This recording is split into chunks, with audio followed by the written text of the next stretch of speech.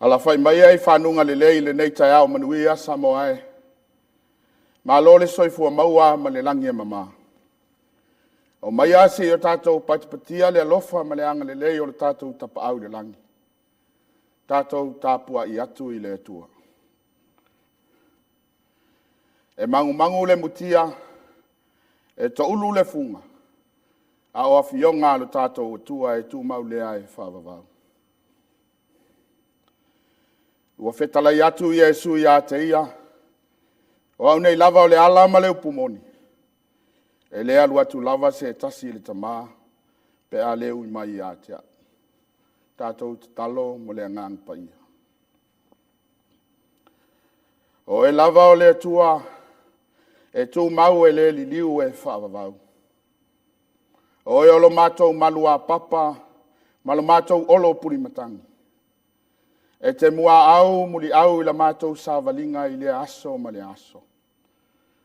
Ua mātou ua mai whatasi i le nei Taeao. Se i o mātou sulaina lo alofa ma lo wanga le lei. A wawa e tai mai le soifua ma le olo watunuu i le nei Taeao manuia.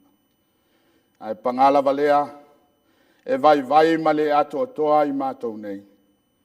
Mātou te talo i lau a fio.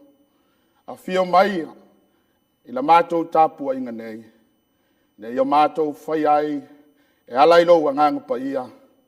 Nei o mātou whai ai pea le nei sauninga i le moni ma le whamaoni.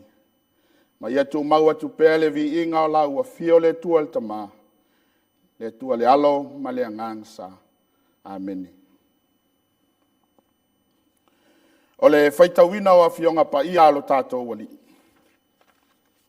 Tus filfilia o le nei Taeao. Ma ua mai lea ele, evangelia ma taio lona matau pe luas ful ma le wha. Whaitawina le whai pe luas ful ma le iwa. Wha ngata mai li tolus ful ma le lima. Wha fonga maia, ia fionga pa ia alo tātou wali. A mawai atu le puapua ngao ia o na aso. O na whapongi sa ina loa lea o le lao. E le susulu mai fo'i le masina, e pāu fo'i fetu mai le langi, e lulu ina fo'i au a le langi. O na iloa i lea i le langi o le whailonga o le atali o le tangata, o na tau whai tangitui ai lea o le tua inga uma o le lalolangi. La tau te iloa atu fo'i le atali o le tangata, ua sau i ao le langi, ma le mana ma le mamalu tele. E au ina atu fo ia o na angelu ma le leo tele o le pū. La tau te whapoto fo e ua whirifilia e ia mai matamatangi e wha. E a mata i le tasi tulu inga o le langi e o i le tasi tulu inga. Ia o tau matau lia le whata oto i le mati. Pe a whato a tutupu ana tā tupu. Ma matala mai o na lau. Tau te ilo ai ua lata le tau vivela. E whapea foi au tau, pe au tau iloa ia mea uma. Tau te ilo ai ua lata ia, ua i whaitoto a lava. E moni, o te whai atu ia te o tau, e le mawai atu lava le nei tu pulanga, se ia o mai nei mea uma. E mawai atu le langi ma le lalolangi, awa upu, e le mawai atu lava ia. Whamanu ia te le maile tua, e lai le whaitau ma whanongolongo ia na fiong pa ia. Tu mau atu pēr ia te ia le vi inga, maloni mamalu, se ia o i le whaavavau lava. Amen.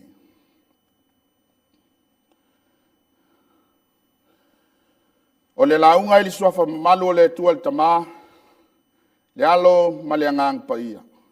Amen. O le amaua le matua, o le launga le tusi sa faitawina. E vangalia le tusia e mātai o lona mta upu e luas fulma le wha. Ai fia wha o ngā ina le whai upu e tolus fulma le lima. E whai mau au o mawhau whaunga o le nei Taeao. E mawai atu le langi ma le larolangi, a o au upu e le mawai atu lava ia. O le manatu au tu, e le mawai atu le upu moni. E le mawai atu le upu moni. E ese le tāua o leo la fia malama lama, ma leo la fia mautinoa o se mea. Ai maise o se mea ua taua o le mea moni. E tāua ua fo i o le mele ngata mai ai mea. E lei lava se isi whau inga ina i luma atu. E tāua ua fo i o le mea sa o lea ma le wha maoni. E tāua lea nao leo la tuu fesili sili. Leo la fia mautinoa ma leo la fia malama lama. Ai maise pe a whai ua whaelo mai. O le upu moni lea. O le manatu le nā sai le au soo o Yesu. Na mafu ailo lato fe silingi a pea. Le winga ma le moni o na futalainga.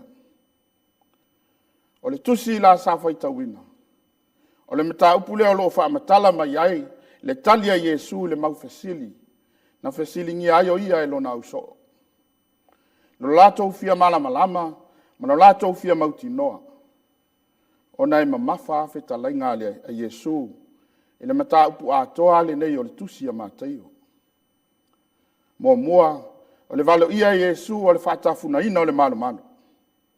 Lua, o whawhita uli e tutupu mua. A o le whatafuna ina le malo ma Yerusalema. Tolu, o le valo ia Yesu o whailonga, ma mea lilo se ia o le unga o le lalolangi. Ma le lona wha, o lana wha malo si au, ina ia no nofo sao ni uni ma matala. O lea ua whapupula Yesu ilo na uso. E mawai atu mea uma o le langi ma le lalolangi. O ana upu e le mawai ia. O ia lava fo'i o le upu moni. E peo na mōli mau le tusi sa whaita wina i le amatanga. A Ioane i le whita lainga Yesu.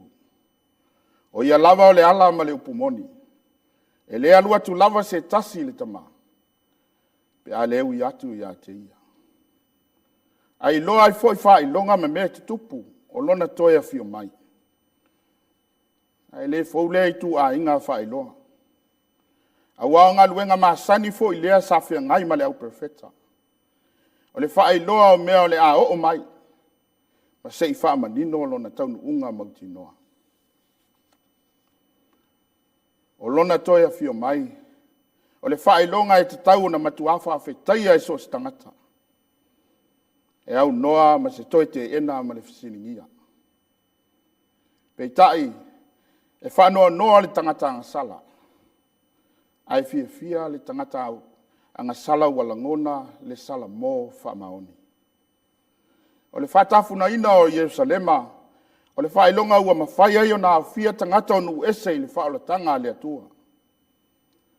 Pei o na manatu le au iutaia, ua nao i lato lava. Ua te tala le ala mo oe, ma so si tangata, mau. Ma so si tangata whatuatua matali tonu i le upomoni. A o le whaita toa fo i lea, ua tauso e ina lo tātou whamoe moe i le maa loe whawavau. Pea whai tātou te talia ma le whamaoni. O le whatafuna ina na so loi ai pā o le malu i le maa losi o Roma. A o le maa losi fo i lea o Roma. Na mafu ai o na vave whaasala lau ina le tala le lei i so se i tū o le lalolangi. Ioe, e le moni se mea maa losi ai maa losi le me moni. Wa uma le poto ma le ola tau whaamatau o le tangata. E vao ia ma tau mawhai ina ia tau mia le upumoni. Ai le mawhai lava. A le whitalai ngā Yesu e le mawai. O lo whai loa ma iai whai longa. Ina ia mawhai ai o na nofo sa uni le tangata whaatua. A wafo i o le vai inga leo le tangata. E whea ngai loa ma whaafita uli o le olanga. e vave lava ona whaavaivai ma sola le whaatuatua. Ona o le fefe ma le matau. Ma avele ma mea i le nofo sa uni ai mo le Mesia. Au ai le iloa le taimi ma le aso le ri. Samoa e ma lau whaafonga Tapuaiga le nei Taeao. O le whiau whaamanatu fo'i o le tala le lei mo i tātou. Ia sao ni uni so se taimi ma so se i tūla. Au ai le ma vai lava le upumoni. E mangu le mutia, e to ulu fo'i funga. A o afionga le tātou watua e tū maulea e whaavavau. Sa i le amatanga o loo i le aso e whaau au pēr se ia o lava i le ngatanga. O la tātou matafa i oi, ia tali tonu ma le whātua i le upumoni. O Yesu ke riso lea. Tātou te le tau whātalitali ni whailonga. Se i tutupu o na tātou sauni lea. Ua fia ni whailonga ma ni mea tutupu i leo langa. Pa manatu ai nisi ua o maili taimi. A le vai inga lava le nā whaalitangata i nei aso. Ua tātou tau mawhai e whaawinga whaafita uli. Ma mea tutupu i le aso ma le aso. E ia manatua. Ua nao Yesu lava e mauaile atoa ma le whamaoni o le mea moni. Tātou te whiu e saili le nei lalolangi, le me mauaile upumoni. Se longa ua matua tātou talia Yesu Keriso, o ia lava o le upumoni. Aua tātou te whawai ma popole pe atutupu whawhita uli, ma whalave lave o leo langa nei. O isi fo ia au wala le atua, e whaailoa mai ai lona mana malana pule siri ese. E tofo ina ai lo tātou tangata whaatuatua, po lava sa uni pele ai. E le solonga le lei ai pea so umo leo langa. O taimi e fia ai, o taimi e tangi ai. O le taimi o le mautonu, ma taimi fo'i e mau ai le mautinoa. O taimi e tele ai le tamao ainga, ma taimi e mativa ai. A o le mea ia manatua. Po le alava whailonga me mea tutupu i leola. A ua lava ne o tātou fisilingia le pule au o le tua. A o le vaivainga o ne yaso. E pupu lava le taimi e tu mau ai se whatua tua. E whea ngai loa ma whawhita uli o leolanga nei. Sola loa le whatua tua. E a whai fo i e solonga le lei meuma. O na ngalo fo i leo le tua ma le upumoni. Tātou mana tua Yesu ke riso i so se taimi o le tātou wola.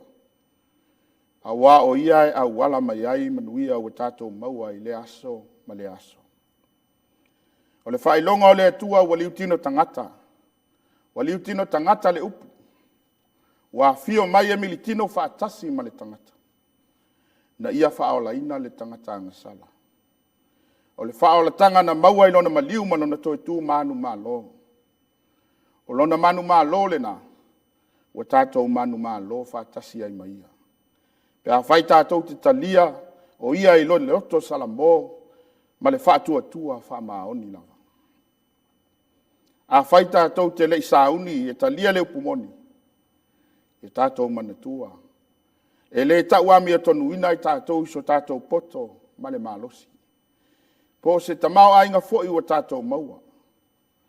E tauami e tonu ina i tātou i le lofatu no le tua. E ala mai a Yesu Keriso o ia lava o le upumoni. Ia tu mau atu pea i le tua le viinga, le whamanu ma le whanetanga, e mamalu ma le pule au malawa. Nei se ia o i le whavavau lava. Amene. Tātou pe pese atu i le pese fast full ma le lua. Pese fast full ma le lua. Alleluia.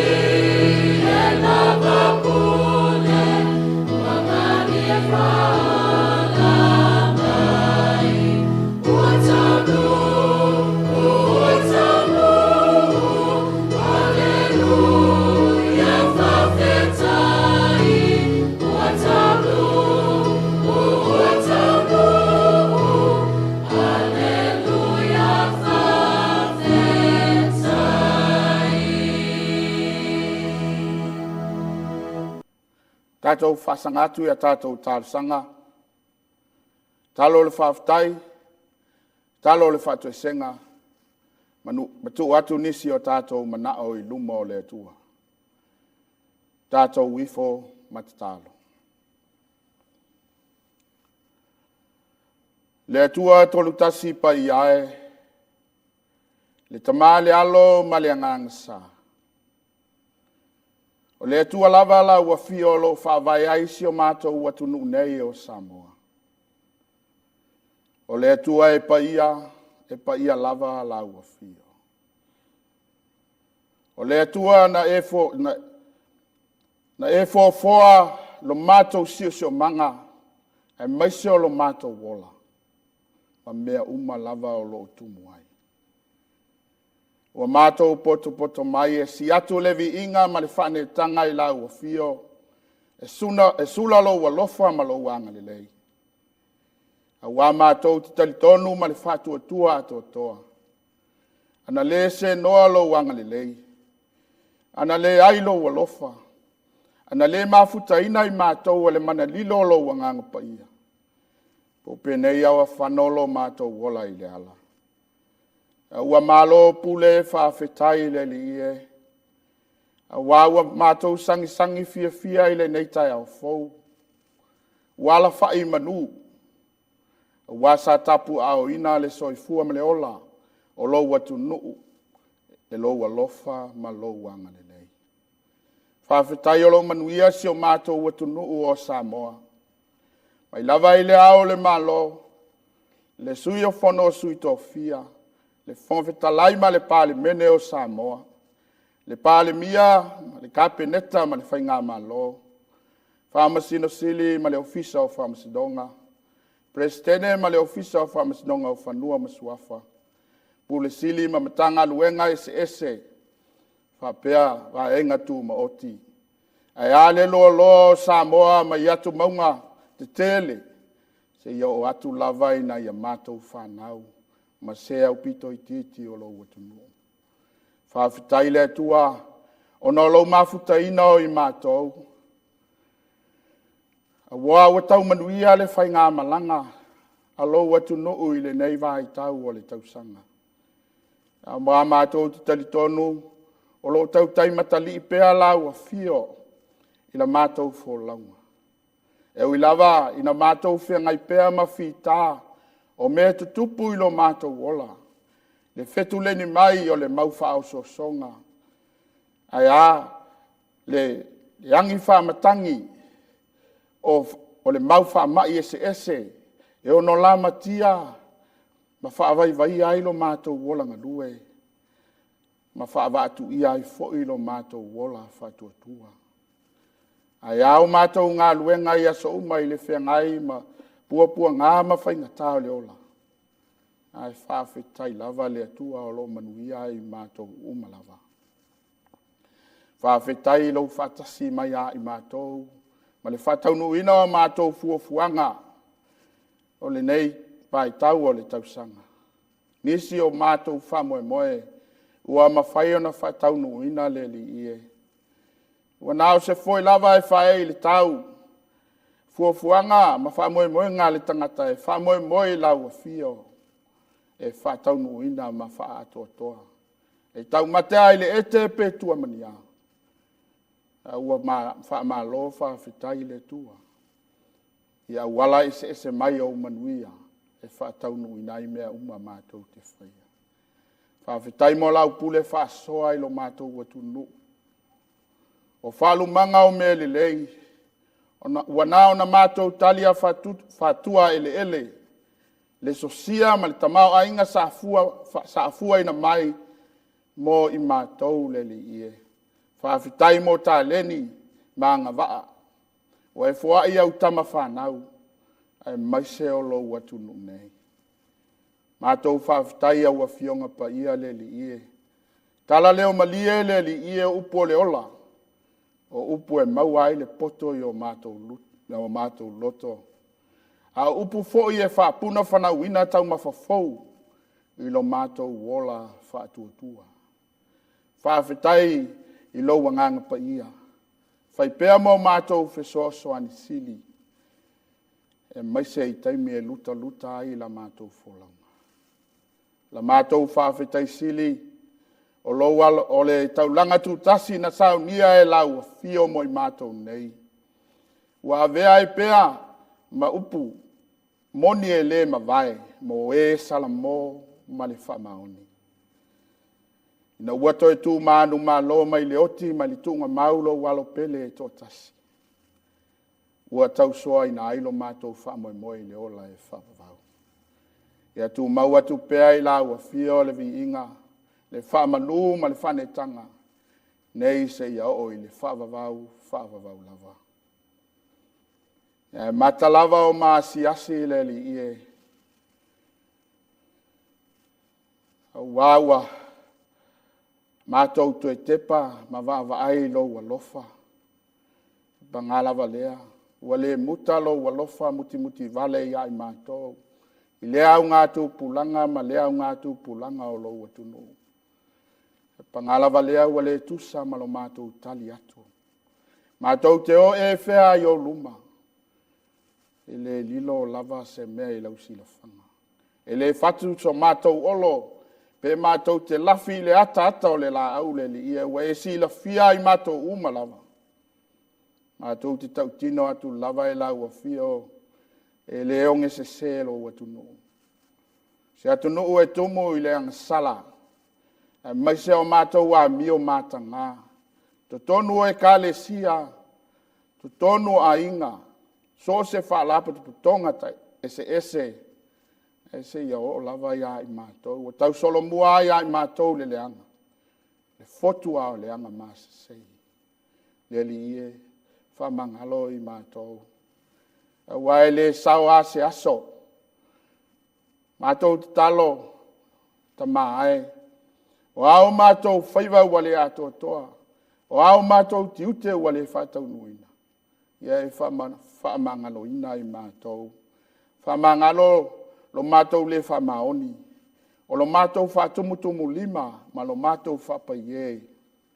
O lo mātou whaolo lo maau le whalongolongo ti ngā. O tau solo mua fo ia I mātou le whavaivai mo nisi o e o fia tau mawhai mo lau o fio. Mātou te talo I sina matau pa ia, o le toto pa ia, o le tū masoe o lo walo pele o Yesu Keriso. Ne ia mama ngalo ai o mātou tangata le ato atoa. E o mātou maua le salamo mai o mātou wang salama le anga. Whapupula I o mātou matafa le anganga I le sirisiri ese o lau fio. Ma ia valata lata I pealo mātou ma futatu I ate oe. Se ia o I le whavavau. Le atua tali mana oe. O le atua anga le leila ua fio. Ia e alofa mai whamanuia I si o mātou atu nuu o Samoa. Whamanuia I ona tai. Ia whatupu te leina le file mu e pule ai ma le tonu si o mātou atu nuu. Hawase nofo le lei o tangata. Whamanuia I lau e kaile sia o ao. Whamanuia I ona tai. Le lau a fono ma le kaile sia. Whamanuia I ona tangata lotu. Ia whatupu te leina. Le fia e tautua mangalulue I mo lau fio. I so se ala e te fina ngalo ai. Whamanuia le nei au nanga. Le whaka sa TV, le PULEGA, ma le au whai ngā luenga. Whamanuia le soifua o foina, mo lau fio, e maise o lo tautua o lo watunu. E te ngata fo I lea. O se au ala mātou te whetuwha I ai ma whasoa I whanumanga mo le lei mo lau fio. A wale tala le lei ma le anga I luma. Whamanuia I tupulanga la lau si o mātou watunu. Whanau o lo whea ngai ma o onga. Wha I le poto ma le ata mai. E le o le poto e mita ai. A o le poto I ai loa na awa ma matau atu ai I lau fio. Whamanuia I tama mātutua si o mātou watunu utina mātutua. E waloloa le soifua. Pula ngala ngoto. Fai pea le malosi ai lātou, fai lele ma pepe fau, e maise o le lo si o mātou o tunu o Samoa. Whamanuia ai lātou uma. O fe au malawa singa, fe tālolo ai o lo watu nuu I lene yaso, tau tai la ua fio e manu iai me uma. O la mātou fo launga o le nei tau sanga, le li ia apo matangi ina, le lao mātou vaa e la ua fio, e manu iai a mātou fua fuanga uma. Mātou te talo fo i le li ia, i la tau e o sawa ina, o fea ngai pea, i le sawa ina i le tino mafau fau ma le nganga, o no le malosi o le li o le lalolangi. Mātou te talo e la ua fio, ia whaaloto te le ina. Malosia e la ua fio o latou mafau fau. Te tala noa tanga. Ia whaulu fale i le mafana fana o la ua fio malou ngang pa ia. Mawai se malosi fau mo oe ma le ola whavavau. Latou fo i oe upu ia o na lau tala le lei. Mai se fo i o sawa ina o na lau ami o tonu. Le atu ae. Awane ia vea ia le tau whai o le lalolangi. Ia e maise o le tau wha matau mai o nisi. E wha vai ai pealo lātou tali tonunga i la ua fio. Ia maua a pealo lātou whatu o tua ia te oe. E maua ai pealo lo lātou wala fau mo oe e tu mau e whavavau. O mātou te talo ia le li ie. Tu atu pea i lātou uma oe o mafatia o no lau wala aupa ia le li ie. Ia wha mawhanawhana le nganga o lau a fio ia i lato uma. Talo lea le li ie tu atu i luma o lau a fio. Whatasi ma te talo lilo i le loto o le tangata lava ia. Whaia pea i ai lau finangalo ai leo mātou loto whatau anau. Mātou te talo lea latu le suafa manu malo Yesu ke riso. O mātou wali i malo mātou whaola. Ia latu ai le nei o lenga. Ao le manuia ma le file mu o lau a fio le atua le tama. Le alofa sili eso Yesu ke riso lo mātou wali i ma lo mātou whaola. Ma futa ina pea ma lau a fio nganga pa i ai. Tu mau mai ai lunga o i mātou umanei, ma lunga o lau whanau i le lalolangi atoa. Nei se ia o i le whaavavau lava. Amene.